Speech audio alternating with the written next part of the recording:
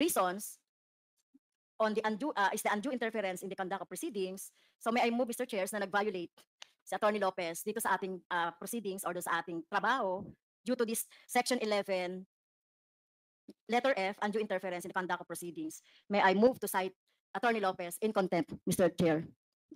Madam Chair, Mr. Chair, for the sake of exposure. Ang tanong ko lang kay Attorney Lopez, Mr. Chair, napapanood niyo po ba ako or nasusubaybayan niyo po ba yung mga nire-raise ng representasyong ito sa mga budget hearing? Hindi po lahat, pero may mga instances, Your Yes. Honor, Mr. Chair. So nasusubaybayan niyo po ba yung posisyon ng Makabayan Black sa confidential funds? Yes, Your Honor. Ano po yun kung alam niyo? That certain agencies should only be given, should only be allotted confidential funds. Not all agencies. Am No. I right? I'm sorry. Medyo kulang. So ang posisyon po ng Makabayan dyan, pati ng kinatawang ito, ay i-abolish talaga ang confidential funds. Dahil eto na nga, no? This is it. Nakikita na natin kung paano nagagamit, no? O paano siya nami-misuse. Based naman dito sa mga nakikita na natin. Okay, so sinasabi ni Attorney Lopez, Mr. Chair, for the sake of exposure. So ano po yung ibig sabihin bakit parang in-emphasize niyo pa na ako ay ni-raise ko itong confidential fund for the raise of exposure? Anong tingin niyo mapapala ko na i-raise ko to for the sake of exposure? Respectfully, Your Honor, Mr. Chair, may I be recognized? You're recognized, Attorney Lopez. Thank you, Sir Chua. Ma'am, as mentioned earlier, the letter that we have submitted is a mere request to the Commission on Audit. Yeah. It is a simple statement of our position, given that there is an ongoing audit investigation on the confidential funds. No, you're not responsive, Mr. Chair, Okay. doon sa tanong ko. So anong mapapala ko lang doon sa sinasabi nyo at in-emphasize nyo pa for the sake of exposure. No? The only purpose mentioned is to expose to the public the use of confidential funds. So the only purpose ay expose ko lang yan? Tingin mo wala akong dahilan bakit natin i-raise itong confidential funds? Hindi naman po, Your Honor. Ito lang po yung position namin as an office. Hindi naman namin sinasabi na wala po kayong purpose. Except To expose it. No, in this case kasi, Your Honor, the premise is that hindi pa po final yung findings ng audit investigation. So we feel that it was not the right time to release it because it was inconclusive. It was not final. Okay. Yun naman po. But it is not to say, Your Honor, that you have no purpose Yes. really at the end oo. of the day. Meron po kayong position. I understand that as member of the Makabayan. Makabayan, sorry, Your Honor. Makabayan Block. Yes, as member of the Makabayan, mula pa nung panahon ni former representative sa Turo Campo, against na kami sa mga confidential funds, sa mga iba't ibang funds na walang control, no, yung ating taong bayan. Kaya yung pag-expose natin ng confidential funds, hindi lang yan sa panahon namin. At nakita naman natin yung mga experience natin. Instead, di ba, kung meron tayong confidential funds, ibigay yan doon sa mas tangible na mga projects, mapapakinabangan ng taong bayan, di ba? So, yun po yung ano namin doon. At hindi yung dahil in-expose lang natin. Kasi meron din kasing statement si Vice President, with due respect, na ginamit itong confidential funds, no? At napag-usapan namin with the Speaker. Walang ganon. For the record, Mr. Chair. No? Walang ganon na itong confidential funds kaya daw in-expose ni France o kaya in-expose ng Makabayan dahil meron kaming kontsabahan ng speaker or leadership. Walang ganon, no? Nakita niyo naman, no? Bakit natin expose ito? Dahil may nakita tayong notice of disallowance at bukod pa dun sa purpose natin na syempre hindi dapat nagkakaroon ng confidential funds. So, yun po, no? Para on the record, malinaw lang yung posisyon ng Makabayan at ng kinatawang ito dito sa confidential funds at walang kinalaman si speaker, with due respect, no, kung bakit namin in-expose yung confidential funds. O baka naman isipin na naman ni Vice President na pinagtatanggol natin ng speaker. Wala pong ganon, no? Dito sa Kongreso, magkakaiba man kami ng posisyon dito sa Kongreso, we respect each other's political position, political belief, no? So, talagang ganun na kasi iba-iba talaga pinanggagalingan. Okay, so gusto ko lang malaman, gusto ko lang di ba? Gusto ko lang ding dinawin yung point na yon. Well, ako rin, Mr. Chair, nag-expose, ako rin nag-motion for subpoena duces tecum dito sa confidential na 125, kung natatandaan niyo po, no? At ang reason doon ay dahil meron tayong nakuhang ND, Notice of Disallowance. At tama naman, at tingin niyo ba, may karapatan ang mamamayan na malaman nila itong pinagkakagastusan ng confidential funds. Na sinabi ko naman doon sa, when we hear the budget of the COA that time.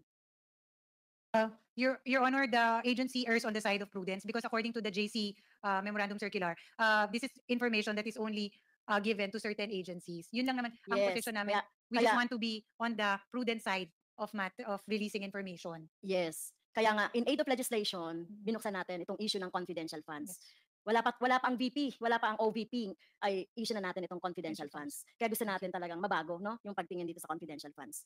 Okay, Mr. Chair, nung tinanong natin during the budget hearing of the OVP, yung tungkol sa, ako yung first na nagtanong doon sa budget hearing ng budget ng OVP. Did you remember that, Mr. Chair?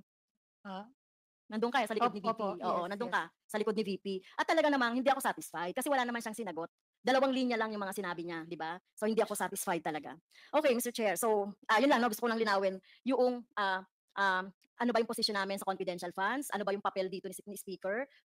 No, walang papel whatsoever si Speaker doon sa pag-ano namin, pagbusisi namin sa confidential funds. Hindi lang naman OVP. Kung mapapakinggan niyo ako, ang makabayan, hindi lang confidential funds ng OVP ang kinikriticize namin. Tama?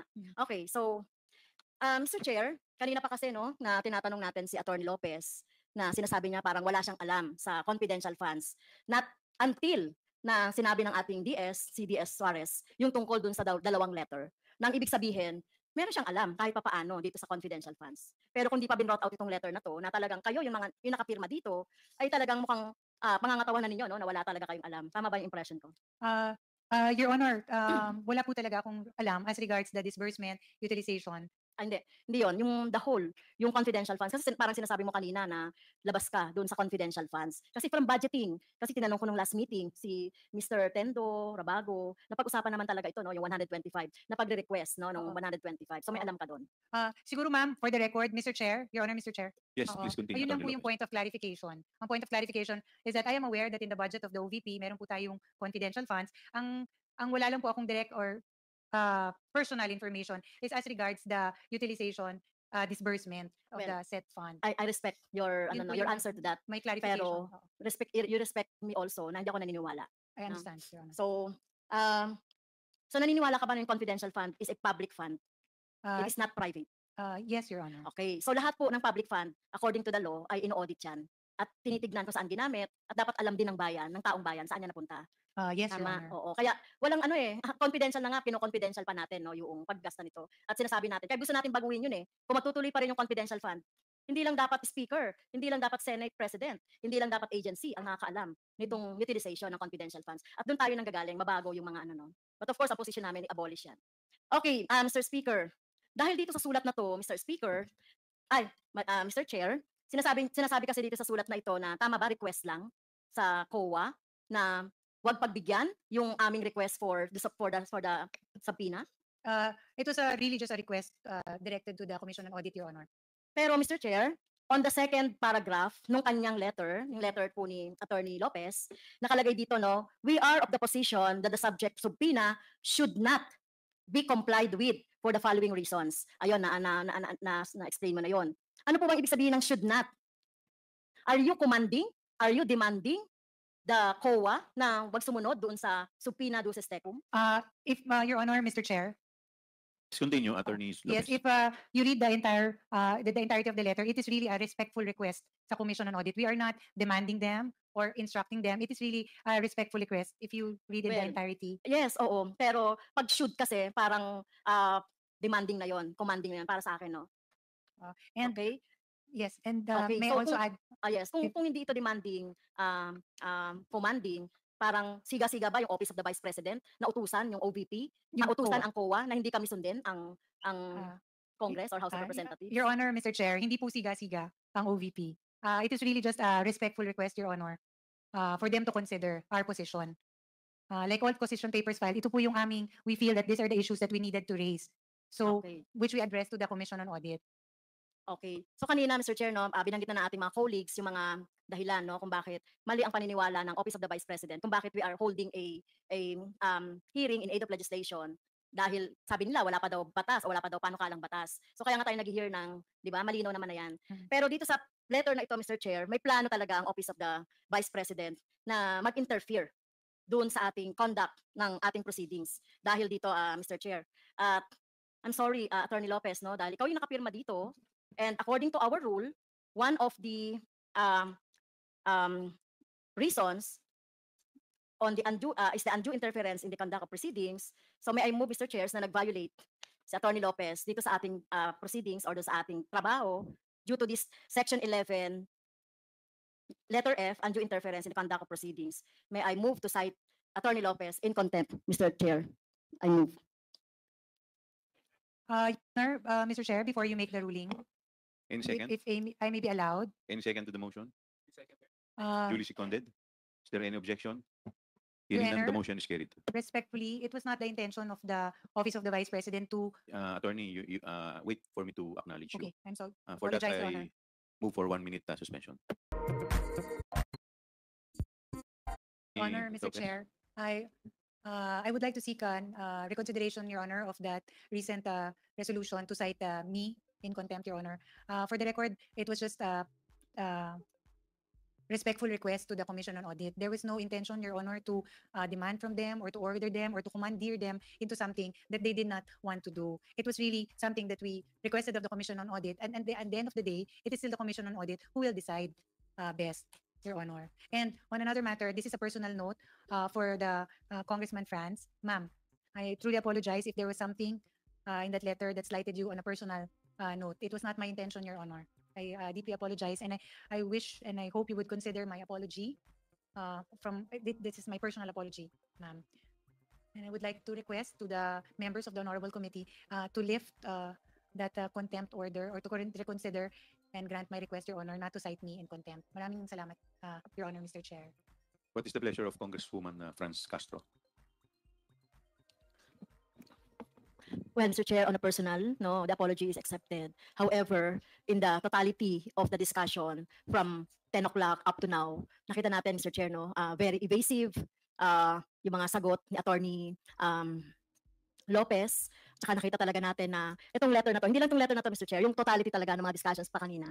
Yun yung dahilan bakit natin siya gustong nag-move tayo na to cite in contempt. Kaya, Mr. Chair, I stand by my motion, Mr. Chair. Okay, since we have already cited Attorney Lopez in contempt, the question now is the period. So what is the pleasure of the body? May we know from Congresswoman Franz Castro? Since maximum naman, Mr. Chair, no, na penalty natin dito is 10 days, considering the health no nung ating resource person, nakita naman natin siya kanina, no. And naging matyaga naman siya din sa pagsagot sa atin. So we will have the next meeting on November 25, Mr. Chair. So I move na until November 25. Which is on Monday? Yeah. Okay, is there any second to the motion? Duly seconded. Is there any objection? Hearing none, the motion is carried. May we request the Sergeant at Arms to arrange a room dito lang